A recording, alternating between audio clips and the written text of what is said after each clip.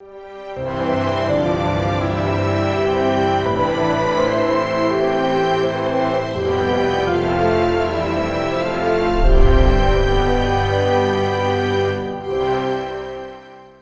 시간 하나님의 교회라는 제목으로 하나님 말씀 증거하겠습니다. 오늘은 종교개혁 503주년이 되는 기념주일입니다. 1517년 10월 31일 기독교 역사의 새로운 전기가 마련된 날입니다. 이 날이 있었기에 교회는 쓰러지지 않았고 다시 일어설 수 있었습니다. 실로 16세기에 영적 상황은 암흑기였다라고 우리가 이야기합니다. 그런데 이때 교회는요, 겉보기에는 왕성했습니다. 많은 힘과 권세를 가지고 있었습니다. 그러나 그 내용을 보면 하나님께서 떠나신 교회였습니다. 중세기의 교회는 그 권위와 능력이 완전히 땅에 떨어진 것입니다. 지도자들의 생활은 권력 추구와 사치와 향락에 빠져 있었습니다. 교회는 교회의 본래의 사명을 망각하였고 교회답지 못하였습니다. 더욱이 불의한 방법으로, 비성경적인 말도 안 되는 방법으로 교회 안에 성도님들을 우롱하는 일들을 서슴지 않고 교회의 이름으로 실행하였습니다. 많은 그런 일들이 있는데 대표적으로 우리가 가장 잘 아는 것을 들으면 바로 베드로 성당 중축입니다. 이 베드로 성당은 지금도 로마에 가면 바티칸 공화국이 있습니다. 그곳에 있는 성당이죠. 어마어마한 규모입니다.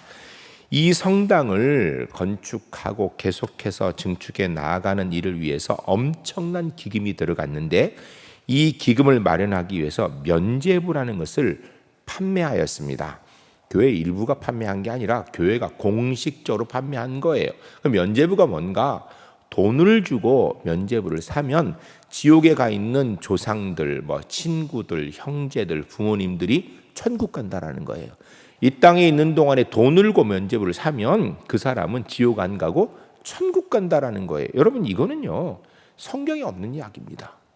기독교 복음 정신과는 1도 맞지 않는 것인데, 문제는 이것이 교회 안에서 공공연하게 숨어서 한 것이 아니라 공식적으로 이런 일을 행했던 것입니다. 1517년 9월경에 면죄부 판매 오랜 경험과 수단을 지닌 요하네스 티젤이라는 신부가 능숙한 구변으로 이렇게 외쳤다고 기록이 있습니다. 동전이 돈꾀 속에 짤랑 소리를 내는 순간 영혼은 연옥에서 튀어오른다라고 얘기를 했습니다. 무슨 이야기예요? 죽은 부모님이나 형제 자매를 위해서 은화나 금화를 이렇게 헌금함에, 면죄부함에 넣으면 그로 인하여서 지옥에 갔던 영혼이 천국으로 간다는 이야기예요. 이 땅에 있는 동안에 자기가 그 면죄부를 사게 되면 그 영혼이 구원받는다는 이야기예요. 이건요, 말도 안 되는 이야기입니다. 도저히. 이런 말도 안 되는 것을 신앙이라는 이름으로 백성을 기만하는데, 돈을 끌어모으는데 사용하였던 것입니다. 그런데 진짜 문제는 그 당시에 수많은 사제들, 지식인들이 이게 성경으로 맞지 않는다는 걸 다 알면서도 동조하였다는 것입니다. 아무도 반대하지 않았습니다. 묵묵히 같이 동조하였던 것입니다. 이때 독일 비텐베르크 교회의 사제였던 마틴 루터 신부, 그분이 후에 개혁 후에 우리는 이제 목사님이라고 부르는데 그 당시 신부님이었어요. 마틴 루터 목사님께서 이러한 속임수와 기만에 대하여 항거하여 95개 조의 반박문, 항의문을 비텐베르크 성당에 붙이게 됩니다. 이것이 바로 위대한 종교개혁의 불씨가 된 것입니다. 마틴 루터 목사님께서 든 종교개혁의 등불은 마침내 큰 불이 되었고 교회를 살리는 원동력이 되었던 것입니다. 한국교회, 아니 더 구체적으로 우리 울산제일교회는 종교개혁주의를 맞이하여서 종교개혁의 뜻을 다시 기억해야 됩니다. 개혁의 깃발을 높이 세웠던 개혁자들의 믿음과 정신을 잃지 않고 되살리고 계승하도록 해야 됩니다. 한마디로 종교개혁은 오늘도 계속되어져야 된다는 것입니다. 종교개혁이 만약 그냥 1517년에 시작되어서 과거에 있었던 역사로 지금 치부되게 된다면 그 종교개혁이 나와 무슨 상관이 있는 것입니까? 성경이 과거의 역사라면, 그것으로 끝이라면 나와 무슨 상관이 있는 것입니까? 과거에 있었던 역사이고 하나님 말씀의 기록인데 그것이 오늘 내게 생명의 말씀이고 내 영혼을 살리며 오늘도 하나님의 은혜 역사를 내 삶 가운데 이루어 나가는 근거가 되기 때문에 성경이 생명의 말씀, 하나님의 말씀으로 오늘도 우리에게 다가오는 것 아니겠습니까? 종교개혁도 단순한 과거의 사건이 아니라 오늘 우리에게 하나님의 생명의 음성을 들려주는 사건이 되어야 종교개혁의 정신의 생명이 살아있는 것입니다. 개혁자들이 외쳤던 신앙 고백과 종교개혁의 정신은 그때 그 시대를 깨웠고 교회를 교회되게 하였을 뿐 아니라 지금 2020년도 오늘 우리 울산제일교회 성도님들에게 살아있는 정신으로 우리를 일깨우는 사건이 되어야 되는 것입니다. 분명히 교회는요, 이 세상의 어느 곳보다 가장 거룩하고 성결한 곳입니다. 그러나 결코 흠없고 완전하다고 볼 수 없습니다. 저는 우리 울산제일교회가 이 울산 땅의 그 어떤 조직들보다 교회이기 때문에 거룩하고 성결하다고 믿습니다. 그럼에도 불구하고 울산제일교회는 흠이 없고 완벽한 곳이 아닙니다. 왜냐하면 교회의 머리 대신 예수 그리스도는 완벽합니다. 그러나 그의 몸을 구성하고 있는 저와 여러분은 불완전한 존재들이에요. 그래서 머리 대신 예수님은 완벽하지만 저와 여러분이 구성하고 있는 교회 몸은 불완전하기 그지없는 것입니다. 그러므로 교회는 개혁이 필요 없는 완성된 교회가 아니라 더 온전해지는 교회가 되기 위해 끊임없이 개혁하고 변화되어야 되는 존재라는 것입니다. 교회는 종교개혁의 위대한 신앙의 유산을 기억하며 자기 성찰을 계속해 나가야 되는 것입니다. 교회가 자만하여서 개혁을 멈춘다면 언제든지 방향을 잃어버리고 잘못된 길로 나아갈 위험이 있는 것입니다. 그러면 한국교회가, 아니 더 구체적으로 우리 울산제일교회가 개혁해야 된다면 가장 먼저 해야 될 개혁은 과연 무엇일까요? 한국교회는 선교 초기부터 오늘날까지 한국 사회의 발전에 크게 공헌하였습니다. 민족을 위해 봉사하며 헌신한 자랑스러운 역사를 가지고 있습니다. 우리나라의 역사를 그냥 정직하게 살펴본다면 대한민국이 오늘에 이르기까지 그 원동력의 힘이 교회였다라는 것을 누구든지 인정할 수밖에 없습니다. 비록 지금 코로나 상황에서 한국교회가 손가락질을 받고 지탄을 받고 그로 인하여 교회가 성도님들이 위축되어 있는 상황이라 할지라도 우리 믿음의 선진들이 했던 이 역사들은 부정될 수 없습니다.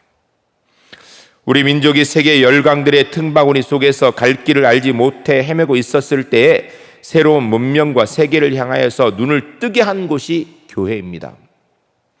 나라의 주권과 영토를 빼앗긴 일제하에서 교육을 일으켜 나라를 이끌어낼 만한 인물들을 길러낸 것도 교회입니다. 그리고 신앙운동을 통하여 시리에 빠진 성도들에게 그리고 백성들에게 소망과 희망을 불어넣어준 것도 교회입니다. 또한 독재 정권이 민주를 억압하는 인권을 억압할 때에 자유의 회복을 위해서 투쟁하고 싸웠던 것도 교회입니다. 그리하여서 한국교회는 민족의 가슴에 깊이 뿌리를 내릴 수 있었고 이 바탕에서 성장과 발전을 이루어왔다라고 평가할 수 있습니다. 그러나 근대화를 겪고 나라가 부강해지면서 한국 교회도 변화하기 시작했습니다. 점차 대형화되기 시작했습니다. 외적 성장을 가장 큰 목표로 삼으며 점차 물량주의로 치닫게 되었습니다. 어느 순간부터 교회를 평가할 때 그 교회 교인이 몇 명이냐, 얼마나 헌금이 많이 나오느냐, 그 교회 얼마나 웅장한 건물을 가지고 있느냐, 이것이 교회를 평가하는 기준이 되어버렸어요. 그리고 이때부터 한국 교회는 사회적 책임, 정의, 청빈, 신앙의 실천보다 물질적 축복, 내세의 구원을 강조하므로 다분히 기복적이고 현실 도피적인 신앙으로 흐르기 시작하였습니다. 이러한 교회의 모습을 보면서 많은 사람들이 교회에 대하여 실망하기 시작했고, 교회 내외적으로 교회의 문제점들과 모순을 비판하는 목소리가 점차 많아지게 되었습니다. 그리고 급기야 1980년대 후반기에 접어들면서 교회 외적 성장도 현저하게 둔화되었고, 1990년대에 들어오면서 마이너스 성장으로 돌아서게 되었습니다. 그러나 이 외적 수치에 나타나는 성장 둔화와 감소보다 더 심각한 문제는 교회와 성도에 대한 사회적 인식이 매우 부정적으로 변했다라는 것입니다. 교회와 성도들을 바라보는 세상 사람들의 일반적인 평가는 호의적이나 긍정적이보다 매우 비판적이고 냉소적이라는 사실입니다. 사회의 정의를 부르짖은 교회가 정작 교회의 정의를 잃어버렸습니다. 사회가 정의롭지 못하다고, 정권이 문제라고 큰 소리를 치며 개혁해야 된다라고 했는데, 시간이 지나면서 결국은 교회 자체의 정의를 잃어버렸습니다. 많은 사람들이 한국 교회가 개혁되어진다고 생각을 하면서 말합니다. 아마 교인들도, 교인이 아닌 사람들도 모두 교회가 개혁되어진다고 하는 이야기에 공감을 하고 있습니다. 근데 정작 무엇을 개혁해야 되는지에 대해서 별로 생각도 안 하고 말하지도 않습니다. 교인들이 교회가 바뀌어야 된다고 얘기를 해요. 근데 뭘 바꿀 건지는 얘기를 안 해요. 교회 밖의 사람들은요, 교회가 뭔지도 몰라요. 그런데도 교회가 바뀌어야 된다요. 뭘 바꿔야 되는 것입니까?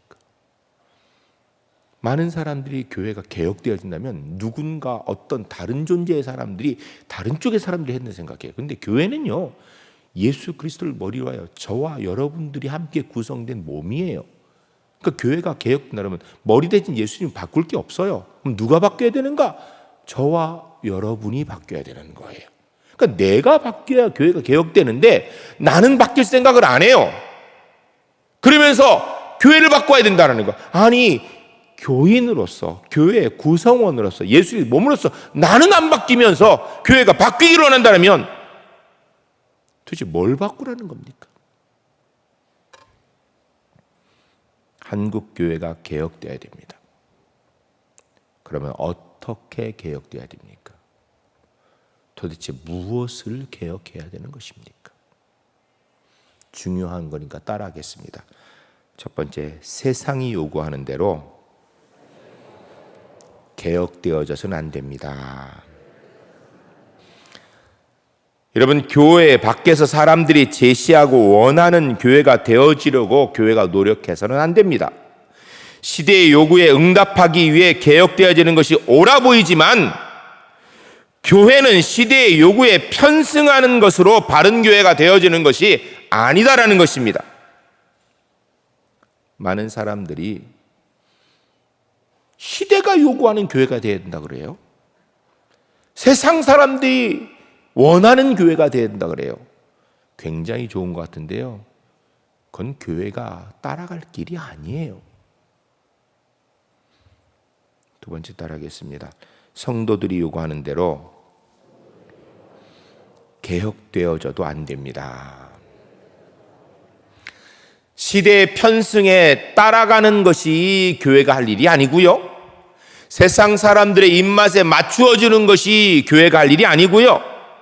더 나아가 교회 안에 있는 성도들, 교회 안에 있는 목회자들, 교회 안에 중직자들이 원하는 대로 교회가 바뀌어지는 것이 개혁이 아니다라는 것입니다. 교회 내 사람들이 원하는 교회가 되어지려고 해서도 안 된다라는 것입니다. 교회 안의 사람들, 즉 성도들이 기뻐하는 교회가 하나님이 기뻐하는 모습이라면 참으로 감사한 일입니다. 그러나 그렇지 않을 때가 더 많습니다. 교회 내 모든 사람들의 유익과 이득, 원함이 일치해도 하나님의 원하심에 위배된다면 교회는 그것을 따라가서는 안 된다라는 것입니다. 세 번째 따라하겠습니다. 하나님이 원하시는 교회가 되어야 합니다. 교회 안과 밖의 사람이 아닌 하나님이 원하시는 교회가 되어지기 위해 교회는 개혁되어져야 합니다. 여러분, 시대가 원하는 것을 따라가다가 그것이 하나님이 원하는 것과 반대된다면 아무리 시대가 원해도 그것 따라가면 안 되는 거예요. 세상 사람들이 이야기하는 교회의 내용 아무리 좋아 보여도 주님의 뜻과 반대되면 우리는 그 길을 따라가서는 안 되는 것입니다. 교회 안의 구성원들, 목사님들이 아무리 좋아해도, 중직자, 장로님들, 권사님, 안수집사 아무리 좋아해도, 온 교인들이 아무리 좋아해도 그것이 하나님이 원하시는 것과 맞지 않는다면 교회는 그 길을 과감하게 버리고 하나님이 원하시는 길로 변화되어져야 바른 개혁이라는 것입니다. 교회는 오늘 이 시대에 하나님이 원하시는 목소리, 하나님이 원하시는 모습, 하나님이 원하시는 방법들을 세상에 보여주고 제시할 수 있어야 되는 것입니다. 교회는 그 시대의 사회의 요구와 필요를 대변하는 곳이 아닙니다. 교회는 그 시대의 성도들의 요구와 필요를 대변하는 것도 아닙니다. 교회는 그 시대 하나님의 뜻을, 하나님의 음성을 선포하는 곳이 되어야 됩니다. 그리스도인은 이 땅에서 추구해야 될 교회가 바로 그 시대의 요구에 부응하는 것이 아니고 성도들의 요구에 따르는 것도 아니고 하나님이 원하시는 일을 이루기 위해서 노력해야 되는 것입니다. 하나님이 원하시는 일을 이루기 위해서 애쓰고 피땀 흘려야 되는 것입니다. 그리고 하나님이 원하시는 대로 이루어졌다면 그것이 기쁨이 되고 행복이 되어지는 교회가 건강한 교회이고 바른 교회입니다. 그런데 이 개혁은 아픔을 동반합니다. 교회는 순교자 피 위에 서 있다라고 해도 틀리지 않습니다. 이 말처럼 종교개혁은 개혁자들의 피와 땀 흘림으로 이루어진 것입니다. 그런데 문제는 우리는 교회가 개혁되기로 하면서 정작 내 땀, 내 피는 안 흘리고 싶어 해요. 그러면 개혁은 없습니다. 누군가가 하겠지? 여러분, 내가 교회인데, 저와 여러분이 교회인데 우리가 땀 흘리고 피 흘리지 않은 교회가 어떻게 개혁되겠습니까? 종교개혁은 어느 날 갑자기 이루어진 것이 아닙니다. 희생의 대가를 치르고 이루어진 값진 유산입니다. 값진 것일수록 대가를 요구합니다. 몸에 병이 있으면 아파도 수술해서 병균을 떼어내어야 건강해집니다. 저와 여러분이 하나님이 원하시는 것과 맞지 않는 부분이 있다면 과감하게 떼어내고 돌이켜야 건강한 하나님의 교회로 변화될 수 있는 것입니다. 개혁자들은 이 일을 위해서 기준을 정했습니다. 오직 믿음, 오직 말씀, 오직 은혜. 이것이 그들의 신앙 고백이었고 종교개혁의 기준이었습니다. 개혁자들은 이 깃발을 높이 들었고 주님의 말씀하신 하늘의 복을 믿고 따랐던 사람들입니다. 다시 한번 말씀드립니다. 우리가 지금 뭔가를 바꿔야 된다면 우리 기준이 뭔가? 그것이 바로 오직 믿음, 오직 말씀, 오직 은혜. 이것을 통한 하나님의 뜻이 아닌 것은요, 과감하게 내려놔야 됩니다. 과감하게 변화되어야 됩니다. 종교개혁자들은 세상 사람들의 말보다 주님의 말씀을 더욱 사랑했습니다. 종교개혁자들은 세상의 가르침과 교훈보다 주님의 가르침을 더욱 믿고 신뢰하였습니다. 땅에서 누리는 세속적이고 물질적인 복에 매이지 않았고 하늘에서 누릴 영적인 복의 가치를 더욱더 사모하였습니다. 그래 그들은 세상과 타협하지 않았고 하나님의 정의의 길을 걸어간 사람들이었습니다. 오늘 종교개혁 503주년 기념주일에 우리 울산제일교회 모든 성도님들, 이 개혁자들의 정신을 오늘 우리가 이어가야 됩니다. 오늘 이 시대의 하나님의 음성, 바로 우리의 가정에, 우리의 일터에, 우리의 교회에, 우리의 사회에 온전히 선포하고 이루는 하나님의 사람이 되어야 될 줄로 믿습니다. 오늘 종교개혁 주일, 내가 하나님의 기쁨과 만족을 위해서 나의 삶 속에서, 내 가정에서, 내 직장에서, 우리 교회에서 내가 개혁하고 내가 바꿔야 될 것, 다른 사람 바꾸려고 하지 말고 내가 바꿔야 될 것이 무엇인지를 생각해야 됩니다. 숙제를 좀 한 가지 드리겠습니다. 종교개혁 주일은 1년에 한 번씩 돌아옵니다. 개혁, 우리가 많은 것을 다 바꾸면 너무 좋지요. 그러나 어렵습니다. 그런데 내 가정에서, 내 일터에서, 내 삶의 현장에서 내가 하나님의 교회로서 부족한 부분, 고쳐야 될 부분 한 가지씩 찾읍시다. 그래서 그것 바꿉시다. 지금 갑자기 생각 안 나면요, 이번 일주일 이거 가지고 묵상하세요. 내가 뭘 바꿔야 되는가.